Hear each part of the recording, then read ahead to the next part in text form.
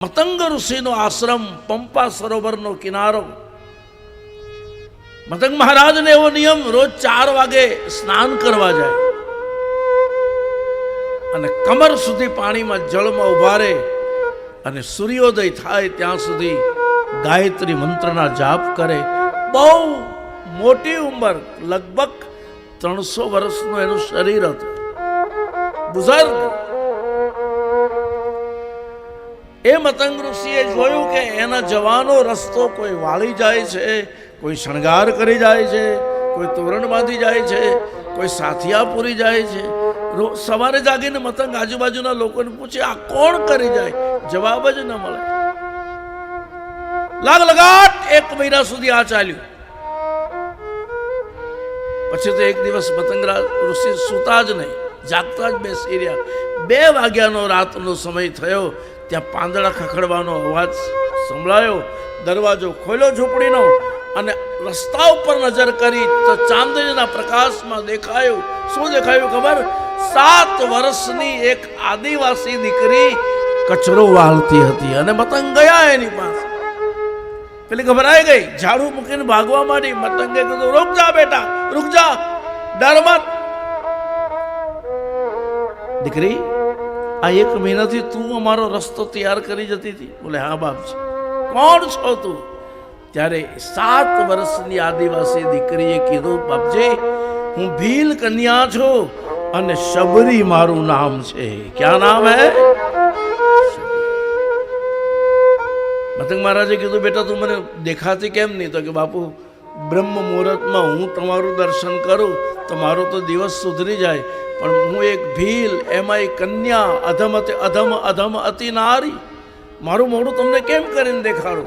એટલે તમે જાગો એ પહેલા આ બધું કરીને હું નીકળી જતી હતી. ઓ મતંગ મહારાજ દોડીને શબરીના માથા ઉપર હાથ મૂક્યો.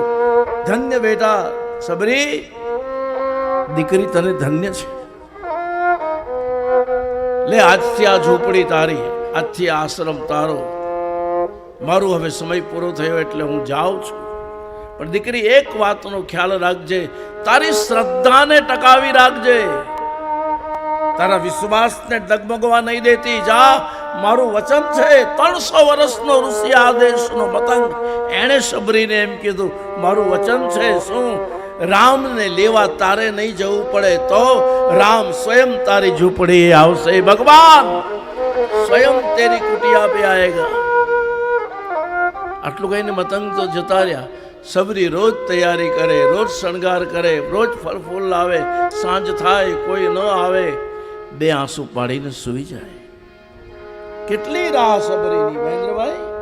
તમારા ભરોસે બેઠી હું વનમાં, તમારા ભરોસે બેઠી હું વનમાં, હું જાણી હું મનમાં ને મનમાં, દર્શન કાજે તાલાવેલી તનમાં. હું તો તારી વાટ નિહાળી થાકી ગઈ શ્રી રામ, થાકી ગઈ શ્રી રામ. હું તો તારી વાટ નિહાળી થાકી ગઈ. 7 વર્ષની શબરી 80 વર્ષની થઈ ત્યારે એને ત્યાં રામ આવ્યા. ઉંમર કેટલી? 7 થી 80. કેટલા વર્ષ બેઠી શબરી? એક આસન પર ગણિત સારું હોય તે જરા ગણો. 7 વર્ષની ઉંમરે બેઠી, 80 વર્ષની ઉંમર સુધી રાહ જોઈ. કેટલા વર્ષ બેઠી એક જગ્યા પર? 73, 73 વર્ષ. અને આપણે 73 મિનિટ હરખ્યા બેસી શકતા નથી. અરે, એ 73 વર્ષ બેઠી એક જગ્યાએ.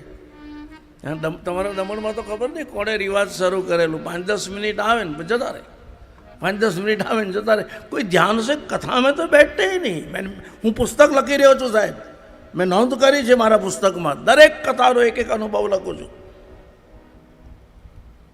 શબરીની ઝૂંપડીએ રામ આવ્યા ત્યારે એની ઉંમર 80 વર્ષની છે. ભગવાને આવીને કહેવું પડ્યું, સબરી હું રામ.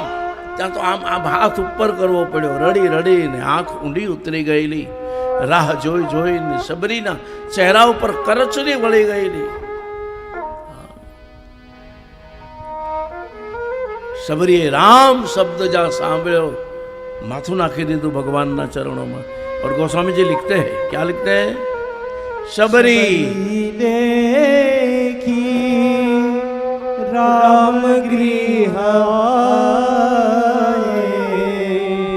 मुनि के वचन समूली जिय भाई, मुनि के वचन समूली जिय भाई. એ શબરીને ભગવાને નવધા ભક્તિનો બોધ આપેલો. પ્રથમ ભગતિ સંતન કર સંગા અને દૂસરી રતિ મમ કથા પ્રસંગ. शरणागति ज्યાં સુધી नहीं जागे ત્યાં સુધી खाली बातों से जाए. पहले भीतर से शरणागत होना पड़ता है, तन्मय होना पड़ता है.